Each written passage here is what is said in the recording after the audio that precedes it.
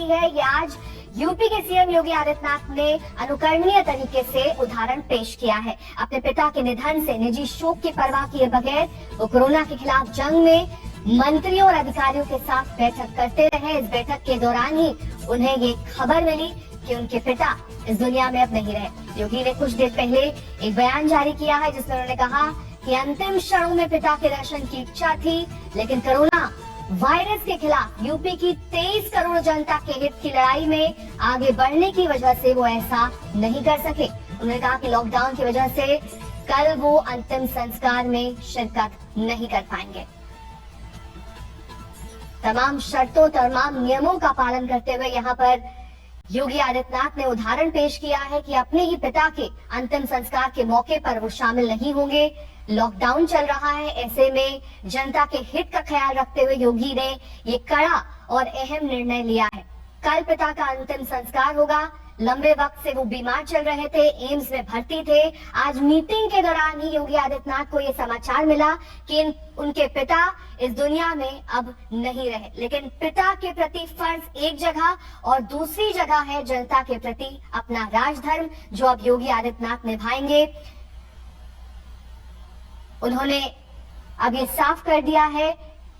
ये संदेश हम आपको दिखा देते हैं। अपने पूज्य पिताजी की निधन के मौके पर उन्होंने ये संदेश जारी किया है।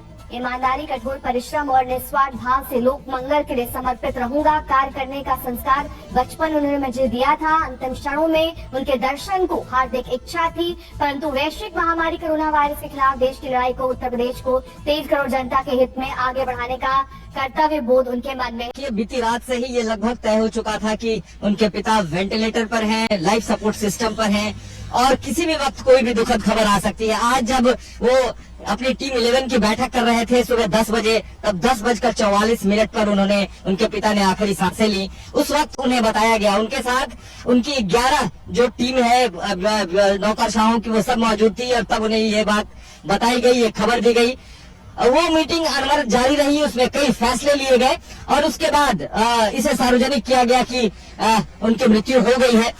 योगी आदित्यनाथ कल होने वाले जो उनका अंतिम संस्कार है उसमें शामिल नहीं हो रहे हैं और ये भी तय है कि इस वक्त चूंकि उत्तर प्रदेश जूझ रहा है इस कोरोना वायरस से और कह सकते हैं कि फ्रंट लाइन पर योगी आदित्यनाथ खुद इस लड़ाई को लीड कर रहे हैं।